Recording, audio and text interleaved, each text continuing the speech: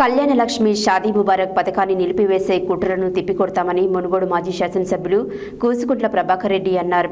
కళ్యాణ లక్ష్మి షాదీ ముబారక్ పథకాన్ని నిలిపివేసినందుకు నిరసనగా కాంగ్రెస్ ప్రభుత్వ వైఖరిని మార్చుకుని కళ్యాణ లక్ష్మి షాదీ ముబారక్ పథకాన్ని కొనసాగించాలని డిమాండ్ చేస్తూ సోమవారం చాండూరు మండల కేంద్రంలో నాయకులతో కలిసి మునుగోడు మాజీ శాసనసభ్యులు కూసుకుంట్ల ప్రభాకర్ రెడ్డి ధర్నా నిర్వహించారు. పేదింటి ఆడబిడ్డల పెళ్లికి భరోసాగా నిలిచిన పేద ప్రజలకు పెళ్లి ఖర్చులకు ప్రభుత్వం తరపున అండగా ఉండడానికి ఆర్థిక భరోసాగా ఉంది. కళ్యాణ లక్ష్మి షాదీ ముబారక్ పథకాన్ని నిలిపివేసే కుట్రలను తిప్పికొడతామని మునుగోడు మాజీ శాసనసభ్యులు కూసుకుంట్ల ప్రభాకర్ రెడ్డి అన్నారు. కళ్యాణ లక్ష్మి షాదీ ముబారక్ పథకాన్ని నిలిపివేసినందుకు నిరసనగా కాంగ్రెస్ ప్రభుత్వ వైఖరిని మార్చుకొని కళ్యాణ లక్ష్మి షాదీ ముబారక్ పథకాన్ని కొనసాగించాలని డిమాండ్ చేస్తూ సోమవారం చండూరు మండల కేంద్రంలోని బీఆర్ఎస్ నాయకులతో కలిసి మునుగోడు మాజీ శాసనసభ్యులు కూసుకుంట్ల ప్రభాకర్ రెడ్డి ధర్నా నిర్వహించారు. పేదింటి ఆడబిడ్డల పెళ్లికి భరోసాగా నిలిచి పేద ప్రజలకు పెళ్లి ఖర్చులకు ప్రభుత్వం తరఫున అండగా ఉండడానికి ఆర్థిక భరోసాగా కళ్యాణ లక్ష్మి షాదీ ముబారక్ పథకాన్ని బీఆర్ఎస్ ప్రభుత్వం హయాంలో అప్పటి ముఖ్యమంత్రి కేసీఆర్ ప్రవేశపెట్టిన సంక్షేమ పథకాలలో అతి ముఖ్యమైనదని మునుగోడు నియోజకవర్గ శాసనసభ్యులు కూసుకుంట్ల ప్రభాకర్ రెడ్డి అన్నారు. ప్రస్తుతం కాంగ్రెస్ ప్రభుత్వం పేద ప్రజలకు అండగా ఉండే సంక్షేమ పథకాలను నిర్వీర్యం చేస్తుందని, పేద ప్రజల భరోసాకు నిలిచే సంక్షేమ పథకాలను నిలిపివేయడం బాధాకరమని అన్నారు. తక్షణమే ఎలాంటి అడ్డంకులు లేకుండా కళ్యాణ లక్ష్మి షాదీ ముబారక్ పథకాలను కొనసాగించాలని, లేని పక్షంలో బీఆర్ఎస్ పార్టీ పేద ప్రజల పక్షాన పోరాడుతుందని డిమాండ్ చేశారు. ఈ కార్యక్రమంలో పలువురు బీఆర్ఎస్ నాయకులు, కార్యకర్తలు తదితరులు పాల్గొన్నారు.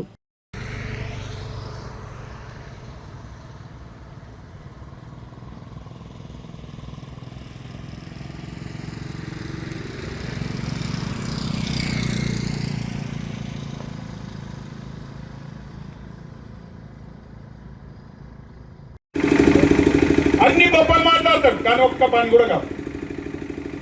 ఏదేదో మాట్లాడతాడు, ఓ రోజు ఒకటి మాట్లాడుతాడు, ఇవాళ ఒకటి మాట్లాడుతాడు, ఓ రోజు మనం మాట్లాడి ఏం మాట్లాడాడు?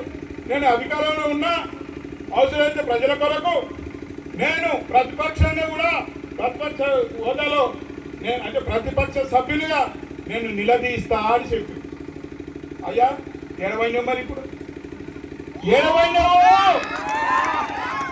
మరి ఇప్పుడు నిలదీయి. ఇలా కళ్యాణ లక్ష్మి షాదీ ముబారక్ ఈ అన్ని కూడా బంద్ పెడతా ఉన్నారు.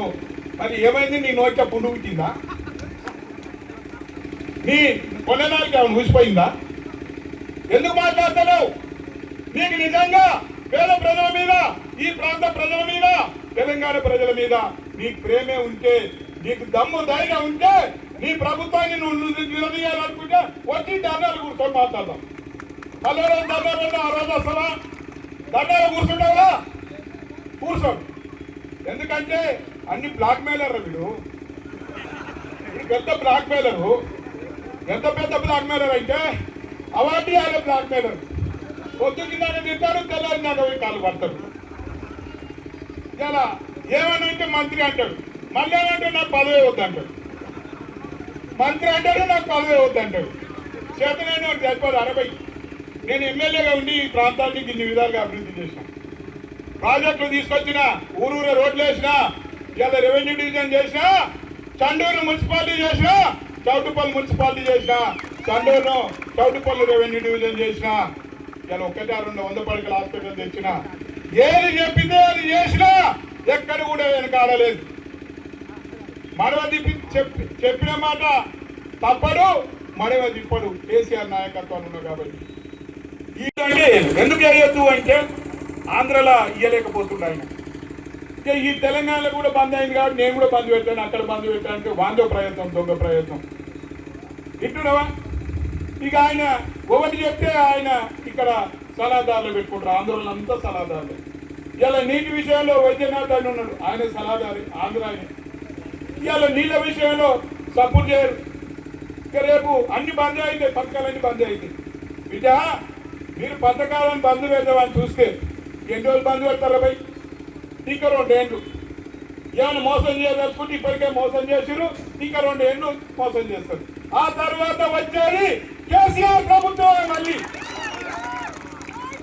మీరు మా పథకాలను ఏవైతే రద్దు చేస్తా ఉన్నారో అవన్నీ తిరిగి మళ్ళీ పునఃప్రారంభిస్తామని ఈ సందర్భంగా మీ అందరు కూడా నేను మనం చేస్తా ఉన్నాం.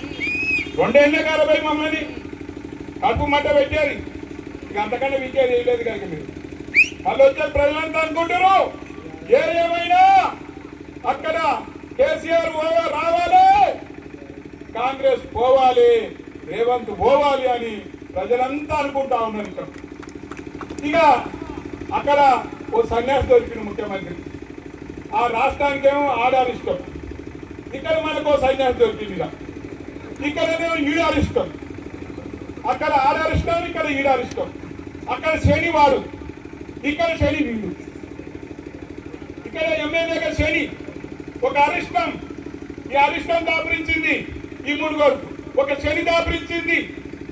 ఇక మాట్లాడేది మాత్రం గొప్పలు, వచ్చేది మాత్రం లేకపోతే రేవంత్ రెడ్డి అదేవిధంగా ఈ ప్రభుత్వం మెడలు వంచడానికి కూడా సిద్ధంగా ఉన్నాము, దేనికైనా సిద్ధమే అని ఇక్కడ ఎండలో మండు టెండలో గంటల తరబడి కూర్చుంటా ఉన్నామంటే ఇదొక ఇండికేషన్ మాత్రమే. ఇవాళ పెద్దలందరూ చెప్పిర్రు, ఇవాళ ఏముందయా ఒకడు పనిపాయలోడు కేసు వేసిండు, ఆ అడ్వకేట్ అంటాడు వేణుగోపాల్ ఎవడో, ఆ పేర్ల పాప దేవుని పేరు పెట్టుకుండు, వానికి ప్రజల ఉసురు ముడుతుంది. ఆయన వేస్తే మరి ప్రభుత్వం ఏం బిక్తుందే, ప్రభుత్వం ఏం చేస్తుంది? నువ్వు నిజంగానే ఈ కళ్యాణ లక్ష్మి షాదీ ముబారక్ నువ్వు ఇయ్యాలి అనుకుంటే ఏం బిక్తున్నావు? ఎంతసేపు కేసీఆర్ను తిట్టడమే తప్ప ఇవన్నీ చూసుకునేది తెలియదా? చూసుకోవాలి కదా. ఇవాళ అడ్వకేట్ జనరల్ ఉన్నాడు, లక్షల రూపాయలు జీతం ఇస్తా ఉన్నాం, మరి ఆయన ఏం చేస్తా ఉన్నాడు? ఇంతకుముందే మా మిత్రుడు చెప్పిండు, ఏది ఎమ్మెల్యేల రద్దు విషయంలో సుప్రీంకోర్టు పోతే కోట్ల రూపాయలు ఖర్చు పెట్టి వకీలను పెట్టిండని.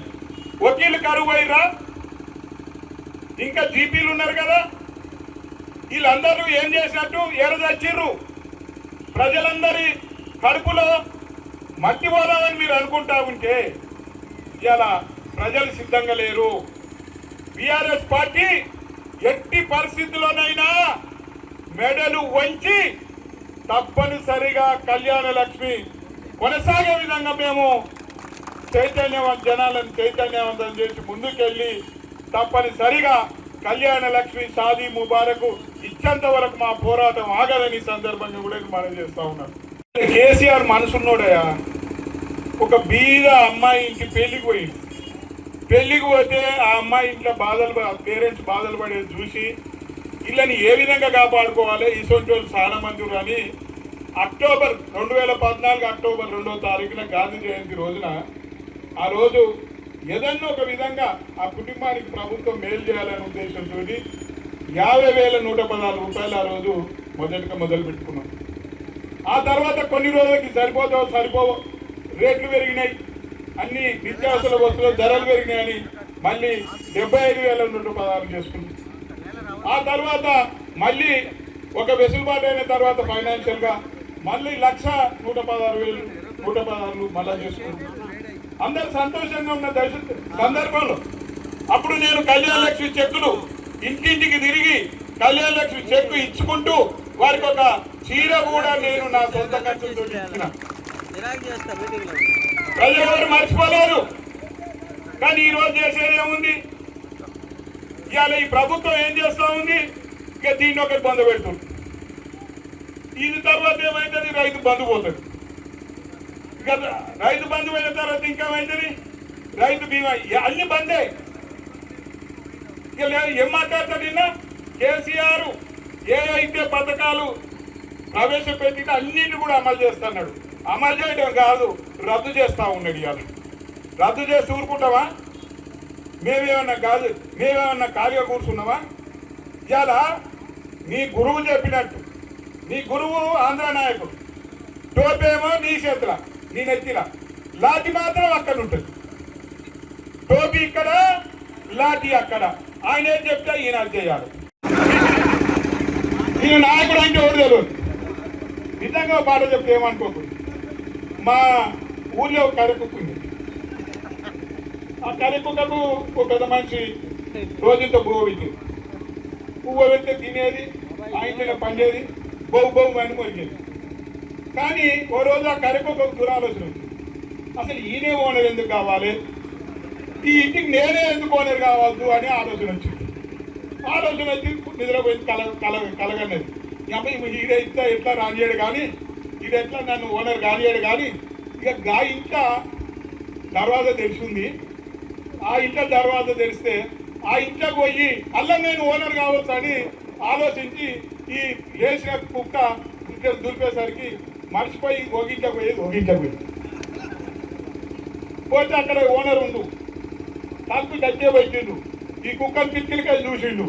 వామ్మ ఇది దొంగ కుక్కరని ఆయన ఇట్లా నన్ను బయటకు వెళ్ళబట్టి ఇది ఓనర్ అయితేమో అనుకోని ఈ దొంగ కుక్కను ఆ ఓనర్ తలుపు తీయలేదు. అరే ఇది ఏం అయిందేమో అని మళ్ళా వచ్చింది. మళ్ళా ఓనర్ ఇంటికనే పడుకుంది.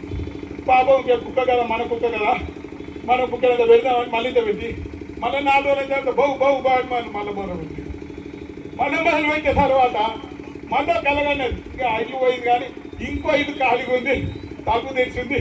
పోయి అలా చూడదామని చూసింది. ఆడికి పోయేసరికి ఆ తలుపు కూడా బంద్ అయి మళ్ళీ వాపసు వచ్చి మళ్ళీ ఆడనే పండుకొని ఇక మొరుగుతా ఉంది. అట్లాగనే మనోడు కూడా ఈ తలుపు ఆ తలుపు ఇది అది అన్ని దొంగి చూసిండు కానీ ఇది దొంగ కుక్క అని ఎవరు ఇంతగా రాస్తలేడు. అటు చూసిండు, ఇటు చూసిండు, ఎటు చూసినా ఏమున్నది ఈయన గుణగానాలు అన్నీ తెలిసిపోయినాయి. ఈయనేంది, ఈయన సంగతి ఏంది, ఈయన సంగతనం ఏంది, ఈయన రూపేంది, ఈయన గుణం ఏంది, ఇది ఏమైనా బంగారము, ఇది ఏమైనా డూప్లికేట్ బంగారమా లేకపోతే ఇది ఇత్తడా అనేది అందరికి అర్థమైపోయింది. ఏం చేసామని ఇంటరాయి తీయనోడాట, ఏది కంచాల రాయి తీయనోడాట, ఏట రాయి తీయబోయిందట. ఈడ తిండి నీళ్ళు వస్తలేవరా వెయ్యి అంటే ఈ తిండి నీళ్లకు ఆడ మహబూబ్నగర్ వాళ్ళు అడ్డుపడతా ఉన్నారు. ల్యాండ్ ఎక్వేషన్ కానిస్తలేరు. అక్కడ ఎమ్మెల్యేలు పోయి అక్కడ బ్రిడ్జిల్లో సీఎం కలిసి ఈ నీళ్లు మేము పోనీయము, నీళ్లు పోనీయొద్దు ఇక్కడికి వెళ్ళని వాళ్ళు ఉత్తరాలు ఇచ్చి వాళ్ళు గట్టిగా చెప్పితే అక్కడ మనకేనైతే ఏదుల నుంచి నీళ్ళు రావాలో అక్కడ ఉన్న ఎమ్మెల్యే రైతులను ఉచికొల్పి ల్యాండ్ ఎక్విజిషన్ కాకుండా చేస్తా ఉంటే మరి ఏం చేస్తున్నావా నువ్వు? ఈడ వండి ఏం కోరుకుతున్నావా? మరి 60 కోట్ల రాదు, 60 కోట్ల రాదు. మొత్తం అందరికి టికెట్లు ఇప్పించడం నువ్వే కదా. మరి మహబూబ్నగర్ ఎమ్మెల్యేలు ఒప్పించు, నీ పార్టీ కదా, నువ్వు సీనియర్ కదా కాంగ్రెస్ పార్టీలో. ఆడ కూడా కాంగ్రెస్ పార్టీ ఉంది కదా, వాళ్ళు నొప్పి ఆ ల్యాండ్ ఎక్విజిషన్ చేపి ఇంటికి నీళ్ళు వచ్చినట్టు చెయ్యి. ఇలా అది చేత కాదు. ఏమున్నా ఉరికిరారు మీకు జెడ్పీటీసీలు ఎంపీపీలు ఏం కావాలరా? ఓనికి ఎంపీపీ జెడ్పీటీసీ కావాలా? కాళ్ళు 4 ఉరికిరారు అంటే పాపం వాళ్ళు ఆశపడి కాళ్ళు వెనక తిరుగుతా ఉన్నారు. నమ్మినాన వస్తే పుచ్చిపూరలైనట్టు రాబోయే రోజులలో వెనక తిరిగేటోళ్ళు మొత్తం గదే అయింది. తప్పనిసరిగా ఆయన అవసరం కొరకు తిప్పుకునేదే తప్ప ఇక వీళ్ళకి ఉపయోగపడతాడు కాదు, ఇంకోళ్ళకి ఉపయోగపడతాడు. పొద్దుకంగో మాట